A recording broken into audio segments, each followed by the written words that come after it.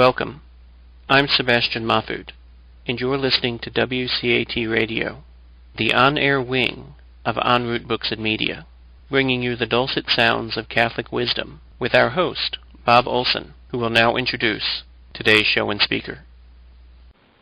WCAT Radio presents Just Plain Theology from Rome, Sweet Rome, program offered by Natalia Yuzian on location in Rome.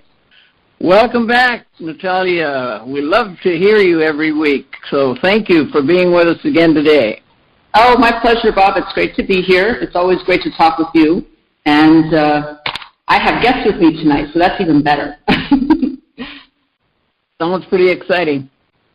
So I have with me tonight Jesus Mariscal and Cesar Izquierdo. They're both from the United States, from the Diocese of Yakima, Washington, but both were born in Mexico. And so we're going to talk a little bit about their journeys not only to the U.S., but into the seminary and to Rome. So Jesus and Cesar, welcome. Thank you very much for being here tonight. Thank you, Natalia. Thank you, Natalia, for the invitation. Okay. All right, so let's start. Let's start with who's older? And wiser. And wiser, okay.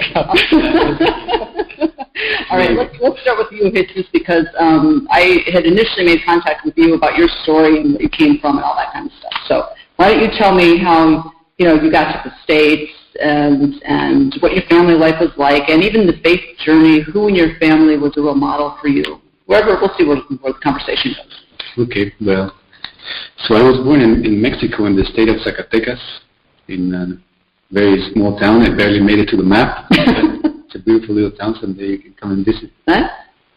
And so it all started with my father going to work for seasons to the U.S. Mm-hmm.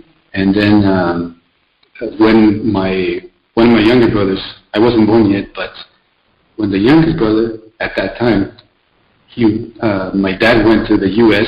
to work for 2 years, and then when he came back, my brother was 2 years old, and he couldn't recognize my father. Mm-hmm. So then my father said, well, I'm not going there anymore.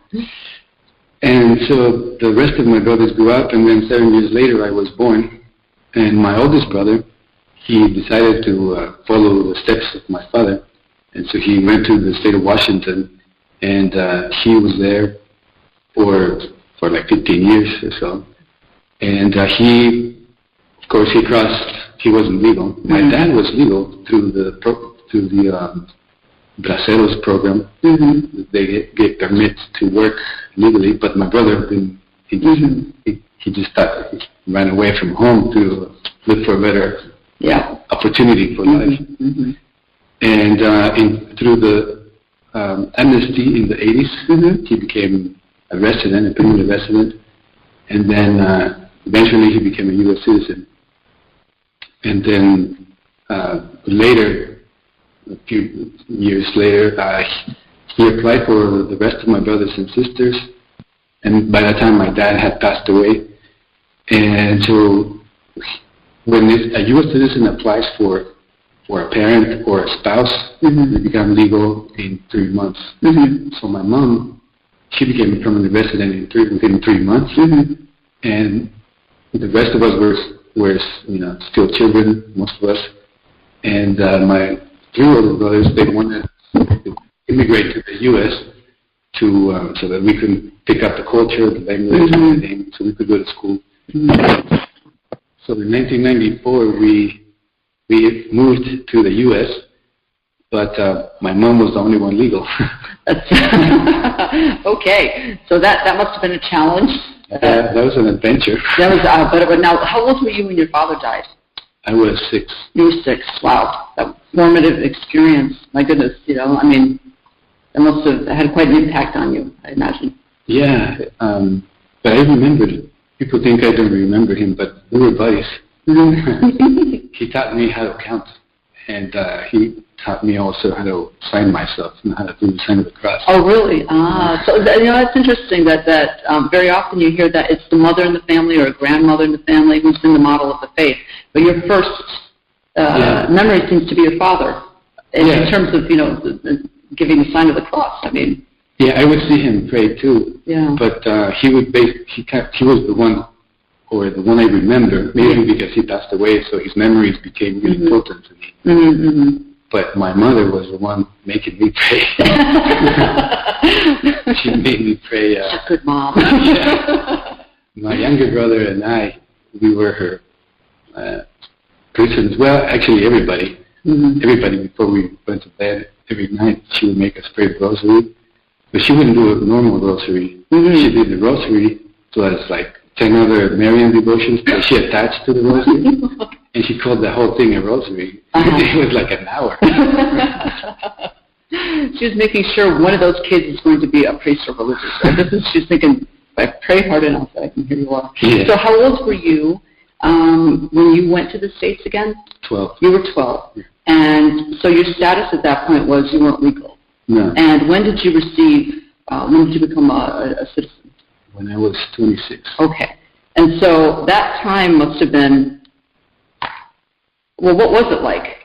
Here you are going to school, you're living in this society, but yet you're apart in a way, you're isolated in some ways because, you had to be careful about many things, Yeah, it was an adventure, but so I was in middle school, but I didn't speak English, and I also felt sort of like an intruder because I was illegal. Mm-hmm.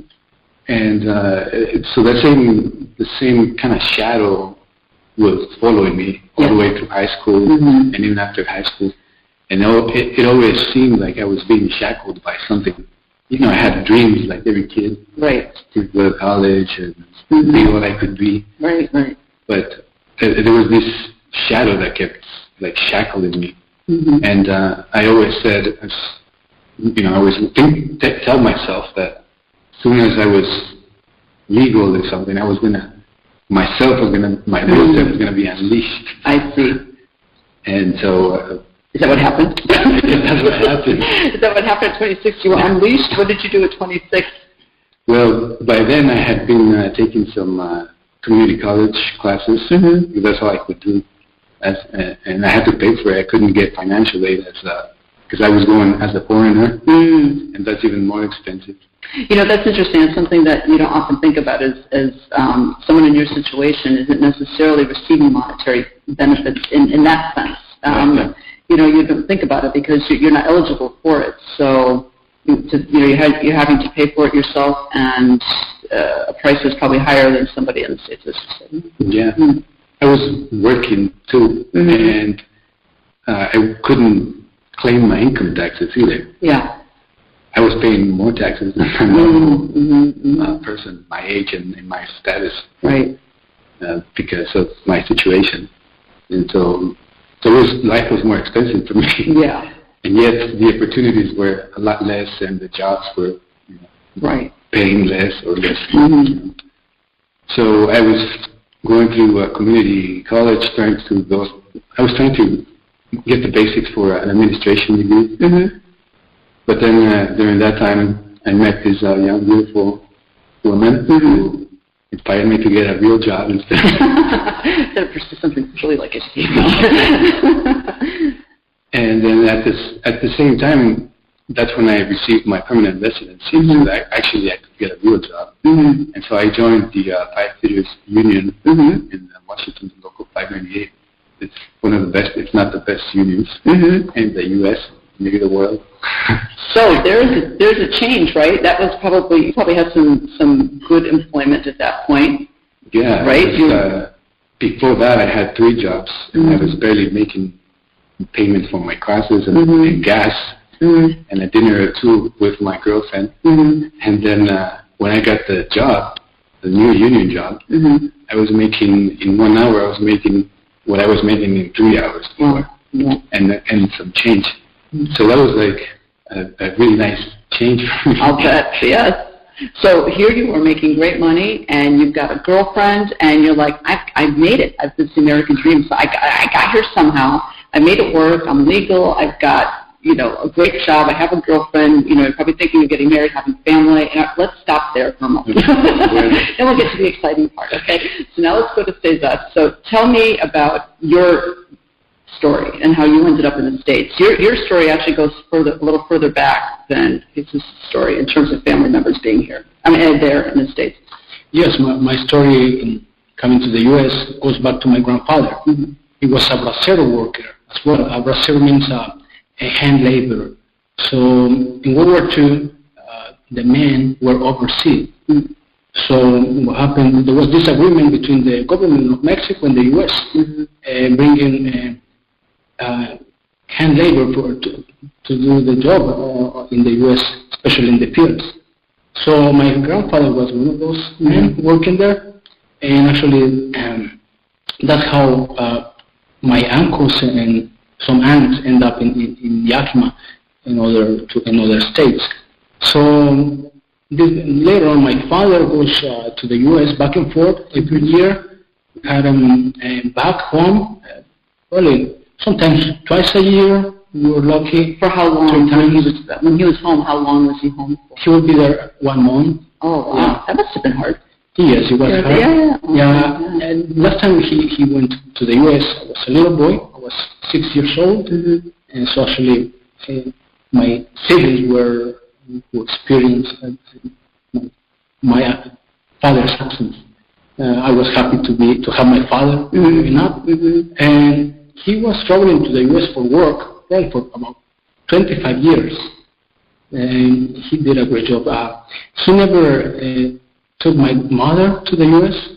My uncles did. Mm-hmm. And my dad always said, I want to bring my wife and my kids to suffer in a way. Yeah, because did he ever talk about what the situation was like working there? Oh, sure. What did he say? The stories I heard from my dad while growing up, it was tough for him to come to the U.S., being away from family, but his hope was to give us a better life. Yeah.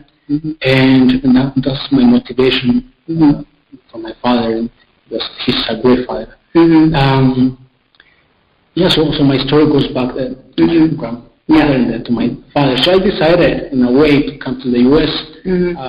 For a difficult situation, family situation, when I was 16 years old, especially economic situation, and I wanted to go to university, and I ended up in Yakima with my uncles. They offered to bring me over, and I accepted, and I ended up in Yakima, studying English, working, I finished my high school, but the Lord called me at some point. Now we're getting to the interesting part. Okay, now it's all interesting, but because we're all here in Rome, and I met you guys at the Angelicum because we're all taking classes together, so the core of the story is going to be about your vocation stories in part. All right, so we'll get to yours, and then we'll go back to Jesus, because yours is, I know a little bit about your story, and it's a little dramatic, I think. So we'll save that one. So, Cesar, you keep going with how the Lord called you and how that happened. And so, in Mexico, I was working in parish with my family, and I arrived in Yakima, in Sunnyside. This is the town I was living, with my cousin and my uncles. I started going to church. I didn't have a car when I arrived first. So I remember my cousin took me to church every Sunday, but that was not enough for me because I was very active in church in Mexico, back in Mexico. And I knew how to play the guitar, so I offered to volunteer in the choir. And my pastor, Father Mario, he in the parish, he said, you're welcome to help all the time. So I was playing the guitar in the choir every Sunday, and then I get more involved with the youth, and with another group that we call it the youth as well, but they were elderly. Was that their idea? Yeah, that was their idea. It was a great experience. While growing up, I wanted to become a priest. Oh, you did? Oh, okay. Back in Mexico, yes. But I never joined because I had my girlfriend, so it was hard for me to join. When I was so young. I also was very young at the time. But in Mexico, actually, minor seminary starts at 15, so you actually can join. But I'd never joined. And so I get involved in the diocese, in retreats, in parish activities, and I get to know Bishop Sevilla, the former bishop. And I met him, and he was a great motivation for me too. So I remember in the interview with him, he asked me, what do I want to do? What would I want to do? I said, I'm going back to Mexico to join the seminary and to be a priest in the diocese back home. So he kind of offered, like, hey, you will be welcome here if you want. So I was very happy to have the support from the diocese at the time. And so the process was, I went back to Mexico to join seminary, because my legal situation, and we go back to my father and my grandfather's story, and my grandfather had his documents legal, and my father never applied for the amnesty because he was not there with his family. But my uncles did. They stayed there and they became residents. But my father never did, and he went back. So I was not in a good standing with immigration laws and all this. So the bishop sent me back to Mexico, and hoping to be back at some point. That's how it happened. But in a deeper sense, going to the U.S., it was also a deeper conversion for me. In what way? In different ways.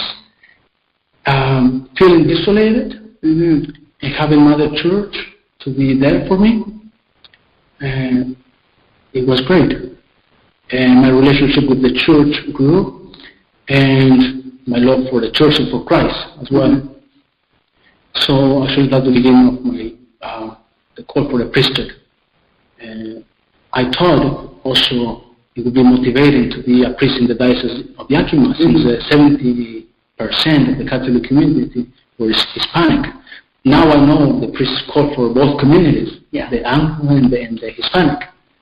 So when did that, I'm sure that was always in the background, but maybe because you were focused more on the Hispanic, because this is your background, when did you realize that you weren't to be so narrowly pinned down to one ethnic group necessarily as a priest? Yeah, this happened when in conversations with Bishop Tyson, the current bishop. Just for those anyone out there listening, actually Bishop Tyson, which I didn't know, is the chairman of the subcommittee on pastoral care of migrants, refugees, and travelers. And you can find some of his this information on the USCCB website. But so when I was looking just at information about migrants and what the church does on this, and I saw his name, and which I hadn't been familiar with so much, I saw Yakima. Jesus and Caesar. And so they must know. So that's interesting that he has such a role in this field. In this area of the pastoral care of migrants with the church. It's interesting. So it's great. But even so, in this, and he's involved with all the migrants in there, but now you're saying that's not where you're exclusively to minister, necessarily as a priest. You don't know where you'll be, where he'll send you. But, so, I'm sorry, go ahead. Yes, at the beginning that was my motivation. Yeah. But later on, learning more about the priesthood in the U.S., and at the beginning I thought I would be a missionary for a Hispanic community in Yakima. But everybody needs salvation. Everybody's searching for Christ, for truth, Christ, and for salvation in the end. So, the conversation with Bishop Tyson, where he's a wonderful pastor in our diocese. So he will have his ministries and migrant ministry, but also always taking care of both communities, and trying to bring them together. And so, I think my call to serve the whole diocese in a way, it was more focused with conversations with Bishop Tyson. At one point, I want to get back to that, getting the two communities back together, because that sometimes might not be so easy on both sides. If we can go back. Now, we got to hear your story about here you're living the American dream. You've got a great job. You're legal. You've got a great job. You've got the girlfriend. You got the whole world in front of you, right? And what happens? Well, then. Well, can I say something before about the stories from my dad? Yeah. Before I say my little nice story.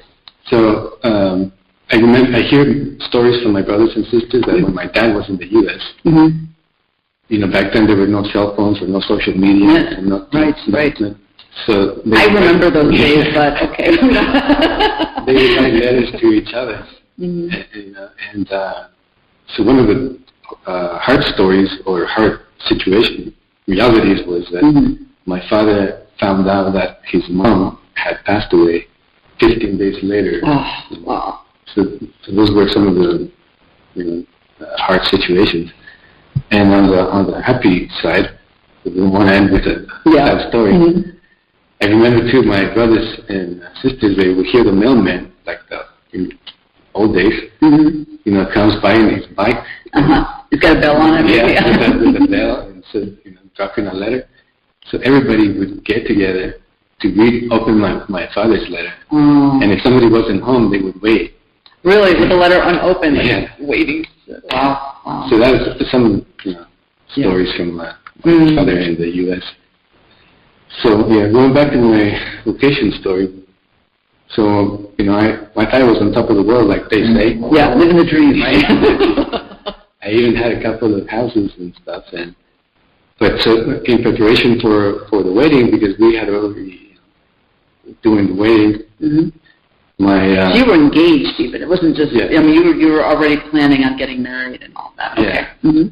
And it was pretty. We were pretty into it. Yep. Okay. And one of the last things we had to do was that my fiance at that time, she hadn't been confirmed. So during her confirmation mass at the Newman Center of the University of Washington, it was her senior year. So after that, we were going to get married, and so I was really excited. There was confirmation mass. The bishop at that time gave a really inspiring homily on the gifts of the Holy Spirit. And I was really happy for her that she was receiving the gifts of the Holy Spirit. And maybe I received something. And I was really excited that we were going to get married. And before that, I never said, or I never greeted a bishop, since I had been slapped by one in Mexico when I was confirmed. Left an impression. It was a gentle slap. That was the last time you had actually had any interaction with the bishop. Okay. Yeah. So after Mass, we wanted to greet the bishop, and we were excited, and we waited for him to come out. And as he came out, he came straight to where we were, and he came straight to where I was, and he looked into my eyes. He shook my hand like as if he had known me before. And then he said, "How long is it going to take for you to enter seminary?" And that really shook me. Well, yeah. And it gave me like the goosebumps and all that stuff. I was like, this is kind of weird. And then my fiance was standing next to me, and then I said, Bishop, or Your Excellency, I didn't even know how to address a bishop. And not to mention in that situation, and I said, let me introduce you to my fiance. And his reaction was?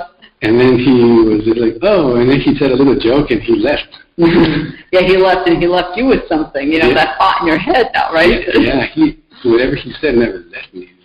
Sort of ignited a spark in my heart, and it just wouldn't leave me alone. But I'll tell you, I think it's fascinating that happened at a confirmation. I mean, if there's anyone that's invited explicitly to that, it's the Holy Spirit. I mean, really, that's a context where that's really what you heard about it in homily. You expect some kind of a greater outpouring even, at that point. And so that's fascinating. Mother Cabrini, Mother Cabrini, she's known as the saint who was to the immigrants. So she was sent to the U.S. In fact, there was a bishop here in one of my classes. We just had a presentation on him. Scalabrini was his name. And if you look at a picture of him, he looks just like Al Pacino. Or Al Pacino looks just like him. It's amazing. You're going to make a movie. But anyway, so she is one of the few saints that I've ever heard of who had an extraordinary experience at confirmation. She says she just sensed the Holy Spirit, but specifically that. Sometimes you'll hear about, First Communion or something else. I've never heard that before, but that's interesting. Here she is, a saint to the immigrants who also had that experience, and I don't know, maybe that's someone you could be on your side, you could pray to her, I don't know. But that's interesting. So here's the bishop, comes up to you, says this uncanny sort of thing. You're not sure what to make of it, except it stays with you. And, I'm sure your girlfriend was a little disturbed by that. Thinking, wait a minute, I had my life planned out, what's going on? Okay, so what happened? So then after that, I try to go along with my normal life, but this little phrase wouldn't leave me at all. I had dreams about it all the time. And, so I was working in construction, and when you start working in construction, you also start working yourself out of a job. Because, we finished building some eggs. Right. So then we finished whatever project we were working on, and then I had some time off. And I was going to daily mass. And everywhere, when I started going to daily mass, at every mass it seemed like they were praying for vocations, and I never noticed that before. Yeah. And it seemed like they were looking at me when they were praying for vocations.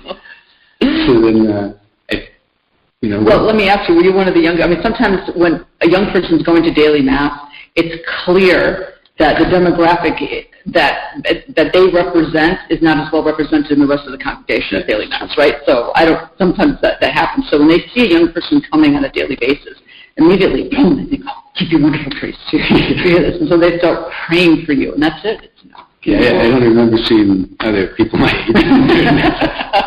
So did anyone ever approach you and say anything or not? Yeah, then all of a sudden people start telling me, oh, you should be a priest, even family members and cousins. And your own family members? Yeah. That's because sometimes that doesn't happen. Sometimes the opposite happens with family members, But cousins and stuff, my siblings, they never said anything. Yeah. Too close. My mom she didn't do that either.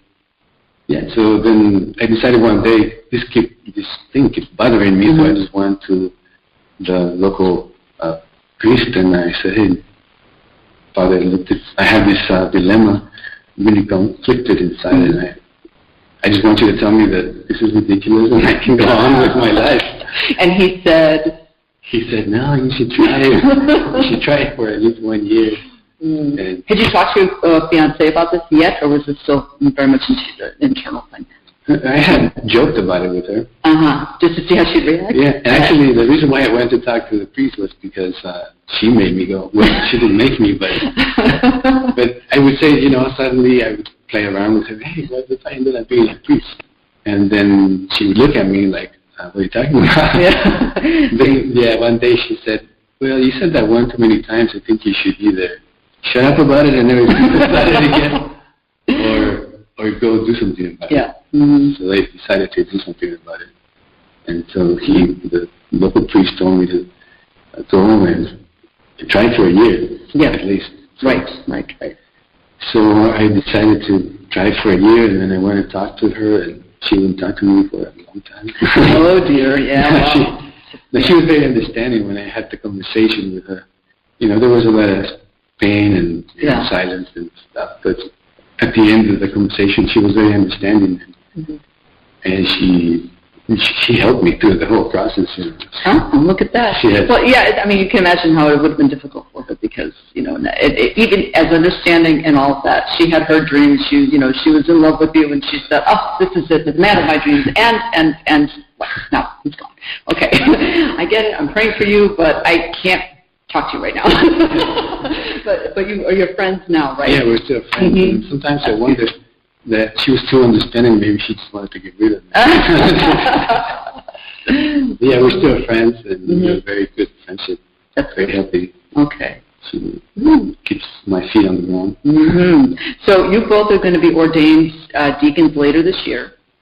Yes, September 28th. And where is that going to be? I heard some little parish here somewhere in Maryland. Where's it going to be? It's here at our neighbor's parish. Our neighbor's parish, which is? St. Peter's. St. Peter's! Oh, well, okay, yeah. So you better get me a ticket. Yeah. No, that'll be exciting. That's going to be quite an experience. You will never forget that, right? There you're going to be, in the heart of the Catholic Church, right? Yeah, where the bones of Peter. Yep, exactly. It's going to be amazing. That's going to be amazing. Okay, so Cesar, let's get back to you for a second. At some point, when you're ordained, God willing, and you're going to be back in your diocese, wherever you are, you mentioned about getting the two communities together. How do you see that? situation. I spent years ago. I spent a little bit of time out in that part of Washington near Spokane, and I noticed that there was, first of all, it's a very unchurched part of the country. I mean, there are just so few Catholics in general. I was shocked because I'm from the East Coast, and there you've got lots of Catholic churches, Eastern Rite, Latin Rite, everything, you know. But there, you don't have a lot. Those who do practice are fervent, but you don't. It's not like other parts of the country. So there's a lot of work to do out there.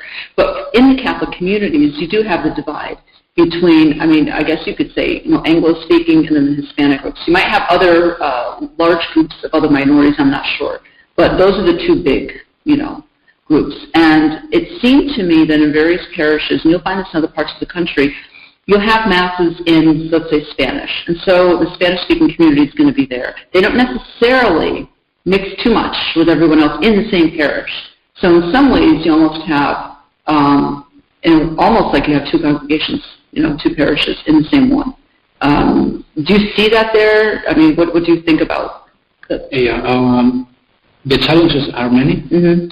I would say more than the division, there's a difference of cultures, yes. Mm-hmm. cultural differences. Mm-hmm. So I think what we need to work is on culture. Mm-hmm. How can we do this? I think the gospel is a great example to the culturalization. Mm-hmm. And we have Bishop Tyson, for example. Mm-hmm. He preaches on the Feast of Our Lady of Guadalupe, and in special occasions. He would send a homily to the parishes. And they are wonderful homilies because, and I this example, there's many bishops in the U.S. doing this. But, for example, he would say, he would put the situation, he would evaluate the situation, and he would recommend certain pastoral ways to work with both communities. One way would be certainly through the celebrations of the church.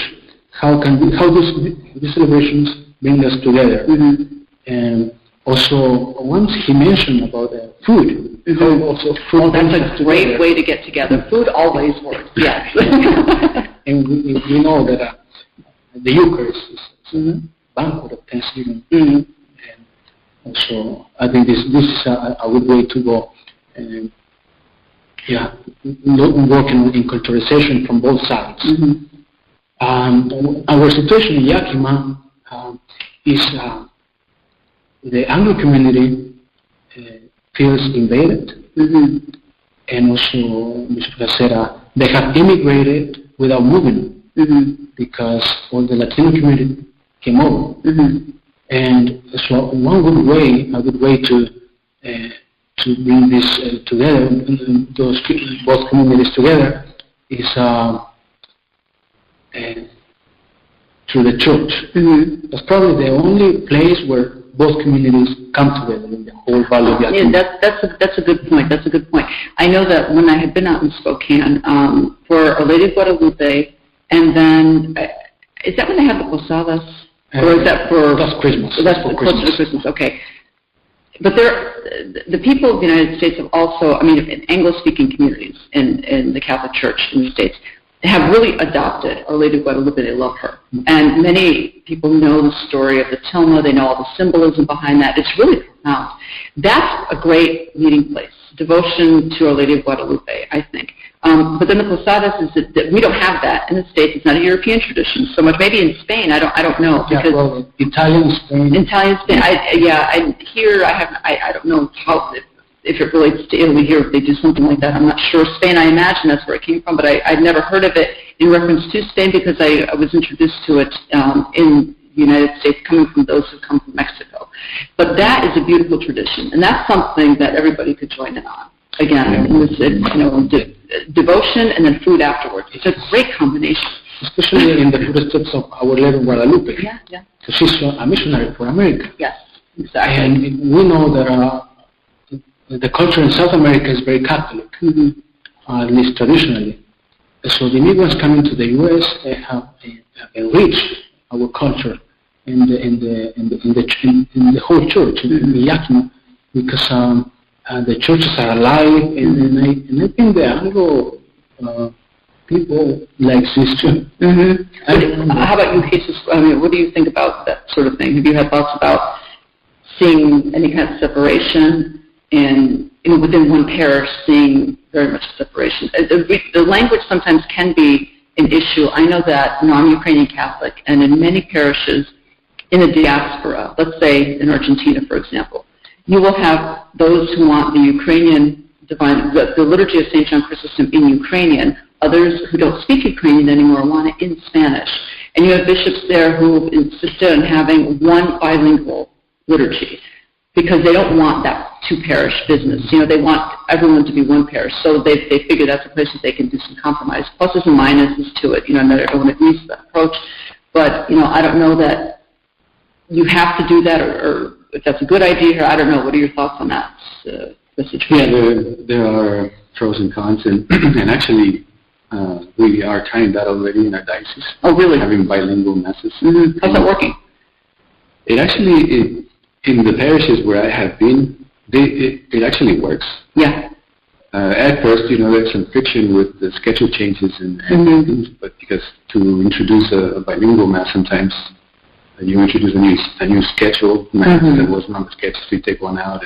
And so it's a lot of consulting with both ethnicities and groups and bishops and pastors. Because it's a tough call, because here you are in the States. You have, and perhaps it depends on the parish, how many people who speak Spanish being in the parish. But those who perhaps culturally have nothing to do with a Spanish-speaking culture, they're here, and now suddenly, one thing about worship and liturgy is it's got to be consistent and stable. I mean, change, especially abrupt change, it's not good. You want it to be stable. You have to know what to expect. That way you can enter into it freely. Yeah. A lot of so let's say you take somebody who speaks only English and personally doesn't feel anything connected to a Hispanic culture. And let's say, I can't imagine that you're going to have parishes where an all-English liturgy is going to go or anything.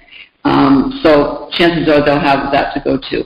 It's tough because if you do, let's say you force a mixed language, one only, that's a tough call, and I don't know if that can work everywhere. I don't know if that's necessarily a model you can apply to all churches everywhere, all over the world. I don't know. It can work because parishes seem to be big enough in the United States that you might be able to split the two. I don't know. I'm just thinking. But in most of the bigger parishes where there's a large Hispanic community and then everybody else, sometimes it looks like there's two parishes, and the goal of us as Christians and Catholics is that we become one parish. And so that there's no differences.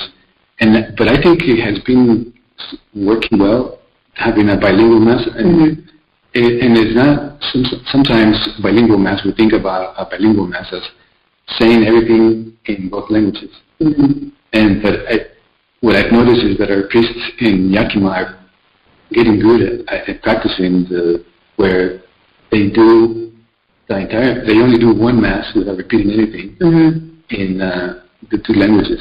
They'll read one reading in English, the next one in Spanish, and when they preach, it's like a skill they have developed because they preach in both languages without repeating the same thing. Okay. And that's really tough to do. And sometimes they do, but so far it's been working well. That at first the crowds are not as large, but slowly people are coming together, and the Eucharist is the best place to come together. This is true. Now, do you sense any resistance from the Spanish-speaking communities in terms of how do you say? Sometimes they'll say assimilating or whatever. I mean, like for example, I've known people coming from let's say Eastern European countries to the United States. And my parents' generation, when they came over, some of them were very resistant to the American culture. And many of them didn't learn English very well. It always held them back, especially the language. They weren't able to get better jobs, even though they were well trained. I mean, I knew one man who, I think if he had come earlier in his life to the U.S., had the opportunity been there, he might have learned English better and had time to do more training. But he was trained he had a doctorate of psychology from Vienna. He was a really brilliant man. And he came to the States, but the rest of his days, just for his family, he was working in a factory. Now, I imagine he got to use some of this in another way, his training. But it must have been difficult for him, I imagine. And for others, too, I saw it was the language, and sometimes just simply a resistance, because they thought that assimilating in some way was to turn their back on their own culture. The other extreme were Italian immigrants that came in the late 1800s, the 1900s, when they came. Some of them did not want their children to learn Italian. They were just English, you're going to be American. And then they lost the language, the culture remained, in a rudimentary way, but they lost a lot of it. So it's a tough call. So I wonder what the situation's like that you've seen. Have you seen resistance? Have you seen people, for example, kids growing up and they don't learn Spanish anymore and the parents get frustrated because they want them to learn, but perhaps the parents haven't learned English and the kids present that? I mean, do you find that sort of thing? Yeah, it's, there's both. Right. But I think both cultures or both ethnicities come into culture shock, and the newcomers are kind of shy as intruders. That sometimes. Yeah, you mentioned that you felt like that way when you came to the States, right? Yeah, and then the locals feel invaded, and so somebody has to give in a little bit. But I do in the Hispanic community, I see both. Some resistance, but it's not as much as, it's less than openness. In my family, for example, we're 10 children, and that's a big family. Yeah. God bless your mother. Yeah, so all my nieces and nephews, except maybe 5, all of them are bilingual, like really bilingual, and only 5 of them only speak English, and I feel bad to them. Yeah, because they had this gift for them that was kind of taken away from them. Right, having another language is always a plus, Yeah. and having one culture learn in the other, it makes you, it helps you when you encounter others. You realize there are other ways of doing things, other ways of thinking. Natalia. Yeah. Natalia. Yes. I want to share my experience when I ministered in New Mexico. Oh, yeah, go ahead, Bob. And we had a parish there in New Mexico that was all Hispanic, but half the people only wanted to speak English, and half the people wanted to speak, Spanish. And I don't know I don't think they've settled that yet, but I haven't had contact with them for a couple of years. But see, I think it was the older people wanted to keep the Hispanic, wanted to keep the Spanish language, and the younger people were leaning toward the English. Oh, this wasn't a culture. This wasn't a culture program. This was just, they chose different languages. Mm-hmm. And the young people that were the young people that were favoring the English, you wonder if maybe they hadn't been formally taught Spanish. They spoke it at home informally. Perhaps it wasn't as comfortable for them. I wonder if sometimes that has something to do with it. I don't know. I don't know. I never had a chance to really look into it that closely, but I did tell them one time, one thing that could bring everybody together was adoration, because you don't need words there. That's true. Adoration, that's true. Adoration, and I keep coming back to the food thing, because one of the parishes that I had been at where I think it was for Our Lady of Guadalupe, and they were singing beautiful songs. They had come out the guitars. The would come from Mexico. There were musicians among them, and everyone in the parish just loved it. And then they all had Mexican food after, and I'm telling you, they were just so thrilled. Some of the walls, they get broken down when you do stuff like that. And that's the hard part. Now, Jesus, you were talking about feeling like an intruder, as it were. Did you have instances where people sort of reached out to you in any way, invited you to things, or let you feel like, it's... Actually, in both experiences, but more positive. Thank God. People are nice. Yeah, it happens. Especially when I would go to Mass during the evening, or Marian Mass, they were very welcoming. Yeah. Always inviting me to youth groups and stuff like that. And so I think also having bilingual youth groups also help. At least having the option for where everybody can go, and then one in Spanish, because there's always new people coming that don't speak Spanish, English yet. And so for me, when I was going, when I didn't speak English yet, I would go to the Spanish-speaking youth group, and then later on, I wanted to go to where all my little high school friends were going, to bilingual. And I think that maybe that'll be one thing to bring the communities together. And also in our diocese, our bishop is very good at bringing people together. And one of the things that he's doing is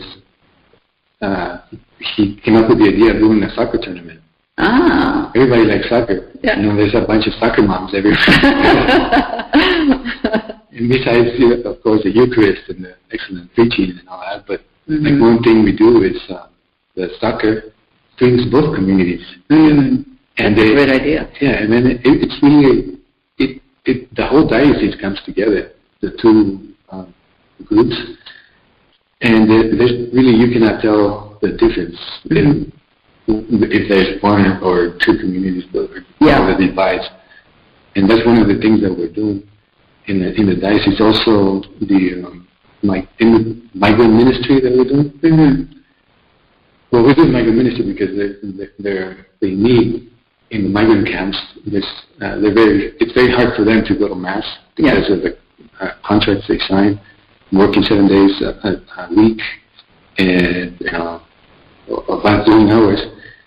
So one of the things that we are doing for that is that our bishop said if they cannot come to Mass, we'll bring Mass to them. And we're doing Masses for them on Wednesdays, the Sunday Mass on Wednesday for them. Wow. At the actual fields. How have they received that? That must be incredible.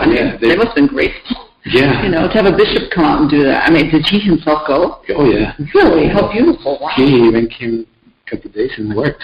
Wow. There's nothing like having the bishop's presence among the people. Yeah. Sometimes some bishops, I think, underestimate what that means to the people in the diocese, to have the shepherd there amongst the flock, with the flock. Yeah. And so during the harvest time, the Catholic population in the diocese doubles because everybody comes for the harvest. And many times there is more parishioners, how do you say, more attendees. Yeah, right. If you're out there in the field, not exactly. At the Mass at the field than at the actual parish. And we also do like RCIA and all that stuff, sacraments, training classes at the fields. And so this next summer we're gonna. He always comes with good ideas. We're gonna try to, because usually we get all the families to help, all the Hispanic families from parishes to help cook food or bring food or just come and join us for Mass. So this summer we're going to try to reach out to everybody, not just the Hispanics. And I think that will be also a good meeting point where the two communities can come together. The Anglos come to serve or help, the migrant workers. Now, Cesar, I wanted to kind of touch on, for both of you, this whole issue of immigration now in the States. It's getting to be, it's been a touchy subject, especially in the last election, and you have a lot of heated opinions on both sides, right? We have a seminar together on Man in the Image of God, and tell us a little bit about the paper you're writing, because you're looking at human rights in some way in your paper. Yeah. And so because that comes into play with, for example, what the church has to say about a nation's right to secure their own borders, right? And at the same time, the the right that a person has to seek a better life. Not that that would be condoning, illegal entry necessarily into a country, but at the same time, what do you do once people are there? And let's say you have a family that's split or whatever. There's this idea of what is a human right, especially coming from the church's perspective. Morally, if you have a split family and they have to wait 20 years sometimes, or 15, whatever it is, to legally be reunited again, something's got to change. The bishops have been calling for reform for a long time, and nothing's happened. So, but your paper, I remember, was interesting because you were looking at it also from the basis of natural law in the church. Can you talk a little bit about that? We've got about 10 minutes or so. Yeah, I think the topic of immigration is not only a political topic, but a moral topic. So, what I'm reflecting on human rights, but human rights founded with a base on natural law, and we look at natural law as a base on human nature. You talk about the person has the right to immigrate for a better life, but also a country has the right to secure the borders. So we need to look for a balance. Right. And that's what the church will offer us in the social doctrine of the church. What we need to look first is at the dignity of the human person. There's not a concrete response for this, I would say. Yeah. Because to mention it's complicated too. It's not, and immigration law in the States is complicated. Reforms are going to be complicated. Let's say something comes up, implementing it is going to take time. But even crafting this thing is going to take time. But like I said, the bishops they've been calling for ages, and it hasn't been done. But it's needed. It's necessary. But the lens which we look at human rights is a Christian perspective. We have the teaching of Christ to welcome others, and I think the church is great on this. The hospitality ministry we have in the diocese and the whole church to serve the poor and the persecuted. Many times, immigration is caused by persecution, and sometimes a radical persecution, sometimes economic persecution, in the sense that they need to look for a better life, as my father did, as my grandfather did before. And so, as church, as part of the church itself, I think the church has a huge role to play in immigration now, especially in the U.S. And the collaboration with the government, I would say it's been going on since many years, as I was mentioned. I believe that the church has a lot of things to offer in this regard, and we already see the examples of our bishop and many bishops around the U.S. Organizing programs as migrant ministry, and more than that, also education, because going back to language, the problem is, I think I would say, is in both sides. English is not easy. I still need to improve my English. And also, our cultural background is different that we face in coming to a different country. It's kind of different. So there's many challenges. But when we put and when we interpret this through the lens of Christian life, there's many good things to come. What do you think the church could do practically? Always set the example. Just like welcoming refugees or migrants. Kind of like what we're doing, reaching out to the migrants and the ones that are already here, and help them, because if we are Christians, that's what we are about looking out for others. Like, Christ was born in an immigrant refugee family. He was on the run to Egypt. And if we're going to call ourselves Christians, then we're supposed to look out for the ones that are already here. One day, for example, I was reflecting on this, and I there's a lot of homeless here in Rome. Yeah. And there's the organization of homeless here, where they're like fake beggars, they call it sometimes. But they are also running from persecution of financial stuff. And sometimes you can just walk by them and not really help them or ignore them or something. But one day I was thinking, well, she's already here, and she's been, in a way, she's been persecuted away from her country, and how can I just walk away from her without maybe not giving money, even if she's a fake beggar, but at least provide basic human, food or drink or something, so we can look out for the human dignity and being, hospitable, welcoming to the ones that are already here. Yeah, one thing I've noticed that there are a lot of beggars here. You can't go anywhere without having somebody asking for money. It's everywhere. I've never seen anything like it. From the States, we just don't have the same situation. And some of the bigger cities, perhaps, but not like here. But I've noticed that even if you are unable to, or you don't think that's the wisest thing to give the money, if you look them in the eye and just say, "No, I'm sorry, I can't," they're okay with that. Yeah. Because you've acknowledged their dignity.